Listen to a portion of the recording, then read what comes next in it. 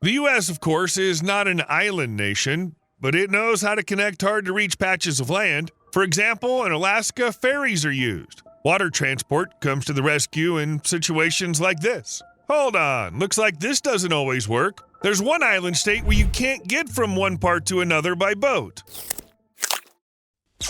Hawaii. Aloha! This is Hawaii, the only island state in the U.S. It's also the only state you can't find on a map of North America. And one more thing, do people think of the U.S. as a tropical place? They should, because Hawaii is the only state in that climate zone. Let's not dive too deep into geography and just say that the Aloha State, that's Hawaii's nickname, is an archipelago. Looking at the map, you might think it's made up of only a few islands, but in reality, there are more than 150. The truth is, most of them are tiny, uninhabited patches of land. People live on the ones you can actually see from space. Let's stop here for a moment. Oahu isn't the largest island by size, but when it comes to population, it takes the top spot among all the islands in the archipelago. Around 1 million people live there. Sure, it's not that impressive for the mainland U.S., where even a medium-sized city has more people, but for an archipelago with a population of 1.4 million, Oahu is a mega-island. And the capital, Honolulu, is located here, so it's really a capital mega-island. The second most populous island has the original name Big Island, or just Hawaii. The population here is much smaller, about 200,000 people, but they're spread across the biggest island in the archipelago, which makes up 63% of the whole area. The second largest and third most populous Hawaiian island is Maui, where about 168,000 people live. Next comes Kauai, the fourth largest island and fourth most populous one. It's home to 73,300 people, and all of them can feel the most isolated. The island's the farthest from all the other neighbors in the archipelago. There is, of course, one companion island called Niihau, but that island is off limits, surrounded by legends. And as of 2020, only 84 people live there, so it's not much of a neighbor. So the majority of the people on the archipelago live on those 4 islands. On the other uninhabited islands, Molokai and Lanai, there are only about 10,000 people. It seems like people have spread out across all the big islands. Some islands are more crowded, some less, but it's obvious that many need to travel to different parts of the archipelago. And we haven't even mentioned the tourists yet, and there were, for example, in 2017, over 9.4 million of them. Tourism accounts for 21% of the state's economy, and the largest industries are totally dependent on those who come to see the stunning archipelago with its many natural attractions. For example, who would want to check out one of the most active volcanoes on Earth, Kilauea? And if you add the fact that not too long ago, in geological terms, about 100,000 years ago, it wasn't even here, the experience of watching Kilauea becomes twice as intense, maybe even 3 times. And remember, it's on the island of Hawaii, which, let me remind you, isn't the most crowded one. Yes, there are even 2 international airports here, so you can fly straight to the volcano. But would anyone stop at just this one attraction? There are other things to see on the other islands too, but here's the problem. Getting from one island to another is not that easy. It seems like the most obvious way would be ferries, but they don't travel between the islands. So there's one route, but just one between Maui and Lanai. So what's the deal with that? Ferries. In 2001, the super ferry concept was introduced by the Hawaii Super Ferry Company with the plan to establish a ferry service between Oahu, Maui, and Kauai. The idea was perfect. Connect 3 out of the 4 largest islands with a total population of nearly 1.2 million people today. Only one island, the Big Island, was left out, but it was also on track to be included. In the end, all the most populated islands were supposed to be connected by ferries. Are you familiar with the shipbuilding company Austal? Their main product is catamarans, which impress with their size. So in 2004, Hawaii Super Ferry partnered with Austal, and in 2007, they got the king of all ferries, and it could be called so officially. At the time, Hull 615 became the largest aluminum passenger ferry ever built in the United States. Its length reached 348 feet, the width was 77 feet, and the draft was 12 feet. Due to its enormous size, it could carry 866 passengers, and some of them could even travel with their cars. The ferry could accommodate 282 cars. If cargo had to be transported, the cars could be replaced with 28 40-foot trucks. This solution looked perfect then and still does now. But actually, things turned out to be far from perfect. Well, you've probably figured that out, seeing that right now there's only one ferry route in Hawaii. The first voyage in 2007 went smoothly. People paid $5 and got from Oahu to Maui without any incidents. But upon arriving at remote Kauai, they were met by protesters. Then the protests grew stronger, and the main reason for the locals' discontent was the massive size of the ship.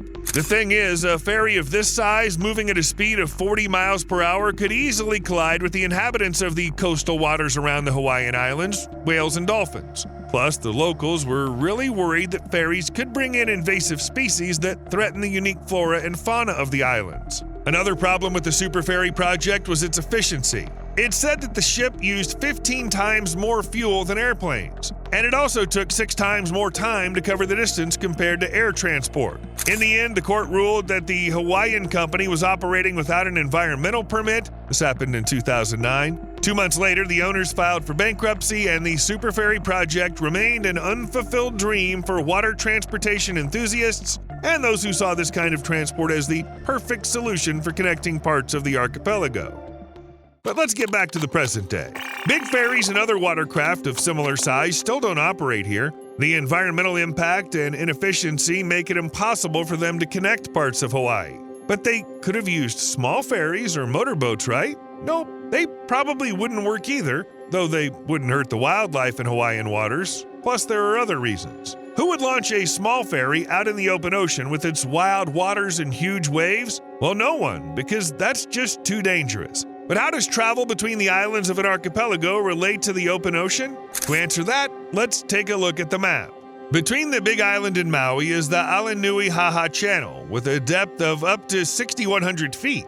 So crossing it's basically like crossing part of the open ocean with its waves and all the other wonders of the ocean. No wonder the name of the channel in Hawaiian translates to Great Billows Smashing. Between the island of Oahu and distant Kauai, you'd have to sail for a really long time through an area more than 10,000 feet deep. So launching a route with small boats is out of the question.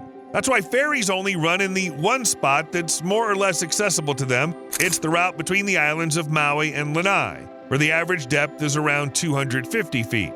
Basically, big ferries aren't allowed because they cause damage. Smaller vehicles aren't allowed because they're dangerous. And there's also a competitor that can't be beaten: airplanes. They'll get passengers there way faster, for example from Honolulu to the most remote island, Kauai, and they'll do it much cheaper. Right now, you can buy a ticket for about $100. Plus, it's completely safe. After all, we've all heard that planes are the safest mode of transport, plus no seasickness. So that's why each populated island in the archipelago has one or even several airports, and flights between the islands are served by several companies like Hawaiian, Island Air, and Pacific Wings. This means that the ferry situation is unlikely to change anytime soon. Hawaii Seaglider. However, those who love moving on water still have one little pleasure: the Hawaii Seaglider Initiative. This is a consortium of local authorities, the private sector, and local agencies working to upgrade Hawaii's marine transportation network with Viceroy. Here it is on your screens. Transport from Regent could be described as a modern take on the old Soviet idea of an ekranoplan. First, the vehicle floats on water, then speeds up and rises onto its hydrofoils, and after that it turns into an airplane flying 30 to 60 feet above the water using the ground effect. The problem is that the transport can only hold 12 passengers and 2 crew members, or 3,500 pounds of cargo. So it's nowhere near both small and large ferries like the Super Ferry. However, it's claimed that the solution, with its cruising speed of about 186 miles an hour, is roughly 6 times more efficient than boats. Plus, it's much more comfortable since the transport doesn't sway on the waves. Also, the Viceroy can operate in much higher waves than ships of the same size, and this is perfect for the harsh Hawaiian waters with their wild ocean currents. By the way, gliders like that won't harm the local flora, fauna, and everything else living in the Hawaiian area. These types of gliders almost always fly above the water, not on it, so there's no risk of any impact. All in all, the Viceroy won't meet the same fate as the Super Ferry, which was constantly attacked, and ecology won't be the reason the Regent transport gets booted from Hawaii. It's electric. It's planned that this interpretation of a ekranoplan will be used by Mokulele Airlines, which has already promised to deliver a whole fleet by the middle of the decade. They also added that the ticket will cost around $30 one way between Oahu and Maui or Kauai, which is much cheaper than regular air travel. Plus, the creators promised to scale their transport to 150 people in the future. It sounds like the perfect option, especially if you can transport cars too. Connection to the mainland. By the way, aside from the issues with internal water transport, Hawaii has some problems with the connection to the outside world. There are 2,236 miles between the archipelago and the mainland U.S., so there's no talk of ferries or any other water transport. There's not a single regular cruise to the archipelago. It's far and takes too long. The only way to reach it by water is with cruise liners, but they're quite rare. For those who need to get there relatively quickly, there's only one option: cargo ships that deliver various goods from the mainland to Hawaii. For example, there's a company called Matson that sails to the archipelago every 14 days. However, for such a trip, you'd have to be at least very unpretentious and at most a fan of extreme multi-day hiding from the crew on a huge cargo ship. It's certainly not an ideal way to travel. Do you know what all this means? At certain moments, it's just impossible to get out of Hawaii. So the logical question here is, what about planes? Well, they definitely fly to Hawaii regularly. Just a reminder that the archipelago has its own airlines. Some of them take care of not only local flights, but also trips to and from the mainland. But in one particular case, this might not be enough.